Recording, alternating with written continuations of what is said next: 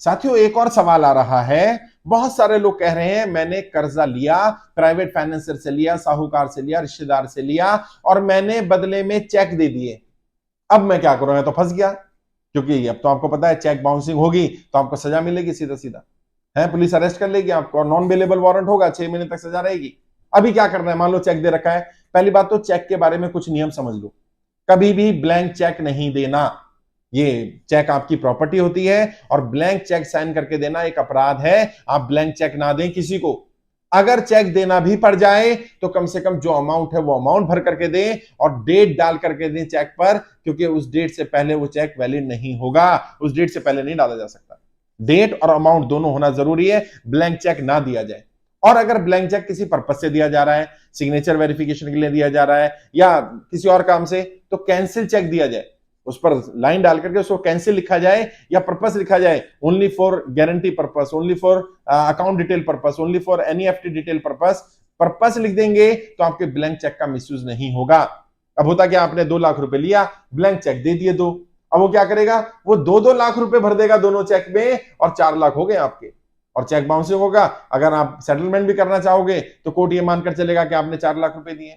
अच्छा, बदले में जब आप ब्याज दे रहे होते हैं तो ज्यादातर लोग पैसा तो लिया व्हाइट ब्लैक में, कैश में लिया और कैश में दे रहे हैं, और दे दिया बदले में चेक, यानी अपने हाथ काट रखिए। आप क्या करो, कम से कम कुछ महीने का ब्याज उसके अकाउंट में डालो, ताकि कल को जब कोर्ट में केस जाए तो आप बता पाओ कि पैसा ब्याज पर लिया गया था और ये अमाउंट जो दिया गया है या जो चेक में भरा जा रहा है वो गलत अमाउंट है। जिन लोगों ने अगर चेक नहीं दिए तो वो आगे से ध्यान रखें, ब्लैंक चेक नहीं देना। सिग्नेचर करें अगर चेक पर तो डेट जरूर होनी चाहिए, अमाउंट जरूर होना चाहिए और उस समय पर नेगोशिएट किया जा सकता है। अगर किसी पर्पज से देना है तो कैंसिल करके दें चेक। अगर फिर भी दे दिया, मान लो अब तो हाथ काट लिए, तो क्या करना है? क्या कोई मार्ग है? हाँ, फिर भी मार्ग है बचने का, घबराने की जरूरत नहीं है। कानून में कुछ दांव पेच ऐसे होते हैं, कुछ रास्ता निकल सकता है।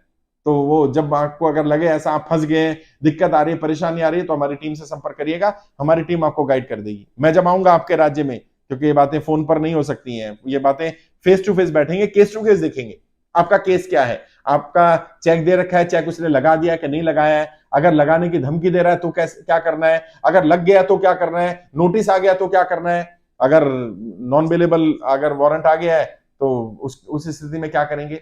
तो उसमें मैं आपको गाइड करूंगा, पर्सनली गाइड करूंगा। बहुत सारे रास्ते हैं जिनसे निकला जा सकता है, जिसमें नेगोशिएशन का भी रास्ता रहता है, आउट ऑफ कोर्ट सेटलमेंट का भी रास्ता रहता है, चेक ना लगाया हो तो चेक को रुकवाने का भी रास्ता रहता है, वो भी विकल्प मौजूद होते हैं। लेकिन पहले अपनी तरफ से कोई ऐसी गलती ना करें, क्योंकि ज्यादातर लोग जो मेरे पास आ रहे हैं ना, वो कब आ रहे हैं? जब वो पूरी तरह दलदल में धंस गए, परेशानी पूरी, वो कहते हैं ना गले तक अंदर धंसे हुए रेत में, अब कह रहे हैं सर जी मैं तो फंस गया। भैया इतने फंसने की जरूरत नहीं, पहले ही बात कर लो। आपको कर्जे की दलदल से बाहर निकालूंगा, ये मेरा वादा है, लेकिन कर्जे की दलदल में जब आप धंसने शुरू हो तभी इनिशिएटिव ले लो। साथ में जो ट्रेनिंग मैं बता रहा हूं, कर्जे से बाहर निकलने के 20 तरीके, ये ट्रेनिंग पेड होती थी, ये ट्रेनिंग फ्री कर दी, उसको अटेंड कर लो।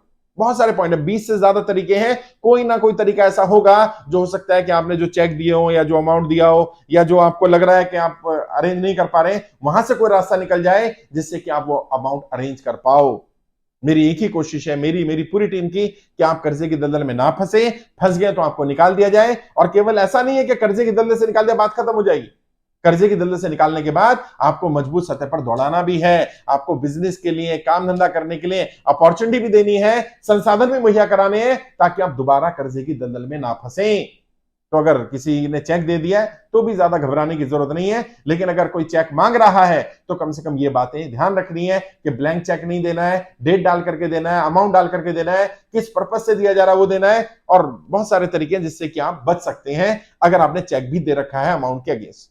तो घबराना नहीं है, परेशान नहीं होना है, बात करिए, मुलाकात करिए। अलग अलग राज्यों में मेरी टीम बात कर रही है, मैं भी अलग अलग राज्यों में आ रहा हूं, आपसे मिलूंगा, बातचीत करेंगे और आपकी समस्या सुन करके जो प्रोबेबल सॉल्यूशन होगा वो सॉल्यूशन देने का काम किया जाएगा।